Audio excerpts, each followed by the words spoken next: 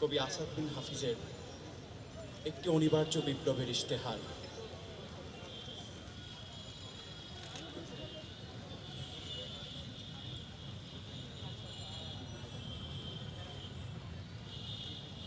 আমি আমার জনগণকে আরেকটি অনিবার্য বিপ্লবের জন্য প্রস্তুতি নেয়ার কথা বলছি। দেয়ালে পিঠ ঠেকে গেলে রুখে দাঁড়ায় আক্রান্ত দুর্বল, বিধ্বস্ত জাহাজে যাত্রীর আঁকড়ে ধরে ভাসমান পাটাতন। তেমনি একাগ্রতা নিয়ে আমি আপনাদের আসন্ন বিপ্লবের জন্য প্রস্তুতি নেয়ার কথা বলছি। বিপ্লব মানেই যুদ্ধ, বিপ্লব মানে তিল তিল বাঁচতে শেখা, বিপ্লব মানে ভাসমান রক্তপদ্ম প্রস্ফুটিত কৃষ্ণচূড়া, বিপ্লব মানে জীবন, বিপ্লব মানে জীবনের জন্য আমরণ লড়াই। আমি আপনাদেরকে আরেকটি অনিবার্য বিপ্লবের প্রস্তুতি নেওয়ার কথা বলছি, যে বিপ্লবে প্রতিটি নাগরিকের জীবন হয় এক একজন যোদ্ধার জীবন, প্রাপ্তবয়স্ক প্রতিটি মানুষ হয় এক একজন আমূল বিপ্লবী, প্রতিটি যুবক নারীর বাহুর পরিবর্তে স্বপ্ন দেখে উত্তপ্ত মেশিন গানের, আর রমণীরা সুগন্ধি রুমালের পরিবর্তে পুরুষের হাতে তুলে দেয় বুলেট গ্রেনেড। আমি আমার জনগণকে অনিবার্য সেই বিপ্লবের প্রস্তুতি নেওয়ার কথা বলছি। বিপ্লব মানেই যুদ্ধ, বিপ্লব মানেই সংগ্রাম সংঘাত, বিপ্লব মানে শিরায় শিরায় উদ্দাম ঝড়, ঝড় হাওয়া, টর্নেডো, সাইক্লোন। বিপ্লব মানে কল্লোলিত সমুদ্রের অশান্ত গর্জন।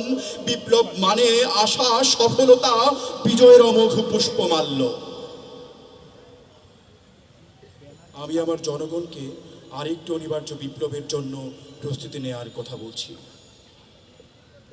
যে বিপ্লব সাধিত হলে মানুষের শরীর থেকে খসে পড়ে শয়তানের লেবাস, জল্লাদের অশান্ত চিত্তে জন্ম নেয় বস্রায়ে গোলাম, অর্থ পৃথিবীর দুর্দান্ত শাসক কেঁপে ওঠে ফোরাত কোলের কোনো অনাহারী কুকুরের আহার্য চিন্তায়।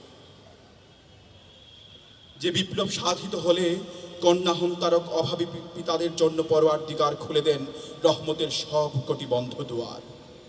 তখন কোনো অভাব আর অভাব থাকে না, উদ্বৃত্ত সম্পদ প্রদানের জন্য পাওয়া যায় না কোনো ক্ষুধাতুর বনি আদম। অন্ধকার যত ঘনীভূত হয় ততই উজ্জ্বল হয় বিপ্লবের সম্ভাবনা। একটি কৃষ্ণ অন্ধকার মানেই সামনে অপেক্ষমান একটি প্রস্ফুটিত সূর্যোদয়।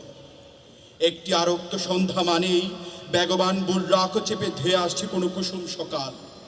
একটি কৃষ্ণ মধ্যরাত মানেই তার উল্টো পিঠে বসে আছে কোনো মৌমাছি দুপুর। একটি মিথ্যা মানেই তাকে ধাওয়া করছে কোনো দ্রুতগামী সত্যাস্ত্র। একটি অবাধ্য সমাজ মানেই সামনে নুহের প্লাবন, অনাগত ধ্বংস। আরেকটি নতুন সভ্যতার আমূল উদ্বোধন। আমি আপনাদেরকে সেই অনিবার্য বিপ্লবের জন্য প্রস্তুতি নেওয়ার কথা বলছি। দিন ও রাত্রির প্রতিটি আবর্তনে শোনা যায় যে বিপ্লবের অশ্বক্ষর ধ্বনি, ঋতুচক্রের প্রতিটি আবর্তনে শোনা যায় যে বিপ্লবের অশ্বক্ষর ধ্বনি, মাস ও বৎসরের প্রতিটি ঘূর্ণিপাকে শোনা যায় যে বিপ্লবের অশ্বক্ষর ধ্বনি, যুগকালের প্রতিটি ঘূর্ণিপাকে শোনা যায় যে বিপ্লবের অশ্বক্ষর ধ্বনি, শতাব্দীর প্রতিটি পরতে পরতে যে বিপ্লবের পলিময় মৃত্তিকা।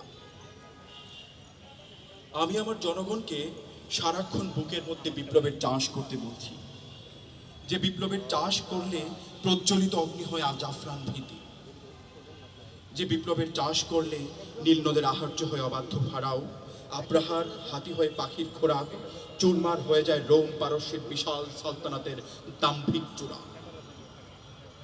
ব্যর্থ হয়ে যায় কারণের ধন, কল্পিত স্বর্গদ্বারে হুমড়ি খেয়ে পড়ে থাকে অবাধ্য সাত্তাতের 10টি আঙুল, আর কারাগারের কয়েদিবন্দি ইউসুফ কুদরতিরিশায় রাজমুকুট পরে হয়ে যান বাদশা কেনান।